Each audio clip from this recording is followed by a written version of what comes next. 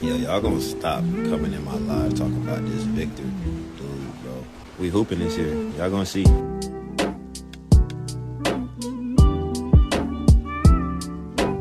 Alright team, today we're going to be doing some all-star voting, but I wanted to start off by going through the Spurs Spotlight Discord and just do some housekeeping because we send a lot of good news in here. So if y'all want to join that, be sure to click the link down below in the comments section. It's also in the description. But let's just go ahead and catch up on some news that we've missed, or that at least I've missed these past couple of days. So shout out to Gladius for sending this to the Discord, as well as a shout out to Spurs Muse for the post on X. Y'all go ahead and give them a follow. But as you can see, a bunch of Spurs are progressing. Harrison Barnes, oh well, he went down 1 overall. He was a 80 before. Sohan's getting some respect. He's up to a 79, although I think he should be at least like a 80, 81. You got to take 2K ratings with a grain of salt because they're not going to be accurate all the time. Champagny is also getting some love. He went up 1 overall and is now a 78. He might have jumped up before because I remember him being like a 74, 75 overall. And this says he only went up 1 overall. I think he went up last update as well. Charles Bassey is 77. Was he a 76 before?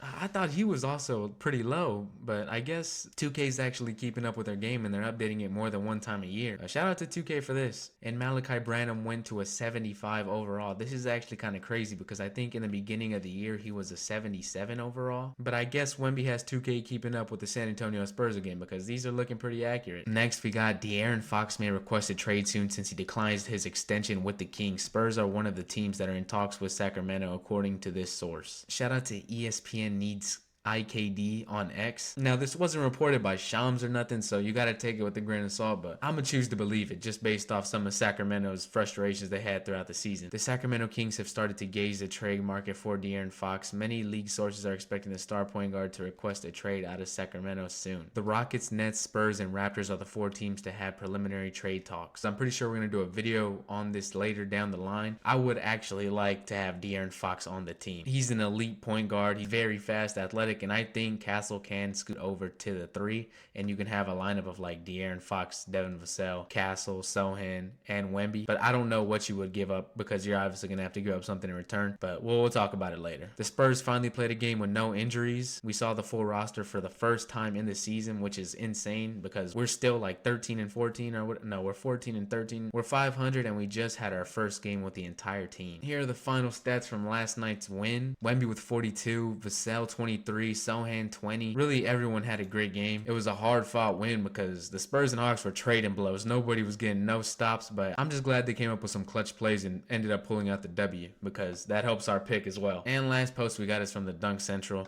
The NBA's updated MVP ladder, and we got Victor Wembanyama at number 8. So that's pretty insane. He's already in the MVP well, he's not in the conversation, but he's top 10 so far, and he's only a sophomore. He has the Spurs above 500. Compared to last season on the 17-game losing streak, it feels like we're on top of the world right now. I can't lie. I'm just excited to watch the team continue grow, and hopefully we can put together some more wins and get Wemby even higher on this ladder. Again, y'all be sure to hit that link down below in the comments. Join up with us. Come talk some Spurs basketball and stay updated with all the latest Spurs news in here.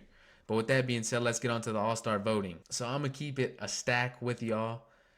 In the West category, I'm not voting for anybody who's not on the San Antonio Spurs, all right? I know people like to mix it up and just do their favorite stars around the league, but me, I'm only voting for the Spurs because I could care less whoever's outside of the Spurs. So what we're going to do right here is we're going to go to team. We're going all the way down to San Antonio.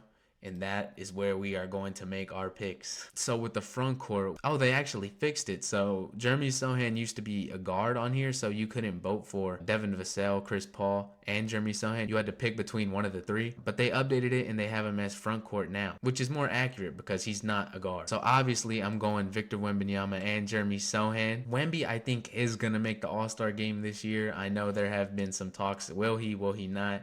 But I think based off the fan voting alone, you got to put him in that conversation. And then along with the season he's having, I think he's going to get picks from among his peers? Or how do they do it? Is it coaches? Okay, so it's 50% from the fan vote, 25% for current NBA players, and 25% media. Based off these splits, I think Wemby's going to get the respect from his peers. Obviously, the fans. You got to think about it. He's going to get all of France's vote, and then he's also going to get his votes from the fans inside the United States. And then the media loves Wemby. So it's looking like Victor Wembanyama is going to make his first All-Star appearance. With Jeremy Sohan, I think he's having an underrated season, averaging 15 points, 2.8 assists, and 8.4 rebounds. Jeremy Sohan is a threat to get a double-double every night, and though I don't think he's going to make it this year, I think he's got it for sure down the line. Very underrated player due to his play style. I think although it's not the flashiest and most entertaining, it's going to get the job done, and it's an essential piece for a team like this. Especially with Wemby's flashiness, you got to have a player like Sohan to kind of water it down and make it more fundamentally sound. If not, you're just gonna have an AAU team. Okay, we got one last pick for the front court, and this is tough because there's not really a favorite that I have with this group. Really like Champagnie. Harrison Barnes won a Western Conference Player of the Week. Keldon Johnson averaging a solid 12 and 5. Huge spark plug coming off the bench, and he's gonna get all of Mariah Carey's fans' votes because Keldon Johnson is a well-known Mariah Carey fan. But you know what? I think I'm gonna go Julian Champagnie. Just his story. He's working his way up from a two-way player. Now he's a solidified role player. And it really makes me happy because I was one of Julian Champagnie's first fans, you know what I'm saying? I was rooting for Champagnie to get a full roster spot, and he's proved me right. He's a hard worker, so you know what? I think Julian is going to get my vote for this day. Now we got our two backcourt spots, and on the first day I did vote Devin Vassell, but I'm going to do it again because he's our second star, averaging 16.6 right now, which I think is going to go up because he's back in the starting lineup. Last night he had a nice 23 piece along with a clutch triple down the stretch. Devin Vassell is definitely going to be an all-star next season. That's my hot take for next season. Devin Vassell will be an all-star. He's still getting my vote this season because we're not voting anybody else outside the Spurs. And with my last vote, we can go a guard, and it's definitely going to be between Stephon Castle and Chris Paul. But for today, I'm definitely going to go Chris Paul. He's been an elite point guard, whether you like it or not. The stats say so. He's been one of the most impactful point guards in the league. He's at the top of the league in assists, and his impact has been felt immediately. You see it in the record. I know some of the winning just has to do with our guys getting better, but Chris Paul is kind of like the final factor and the glue that holds it all together and makes it possible. Without a veteran like Chris Paul, the Spurs would have a lot more losses on the season. So he's having an underrated year at the age of 39 years old, and so he's got to get my all-star votes. And that is what we got for the whole West. Y'all make sure to vote exactly like this because this is elite ball knowledge.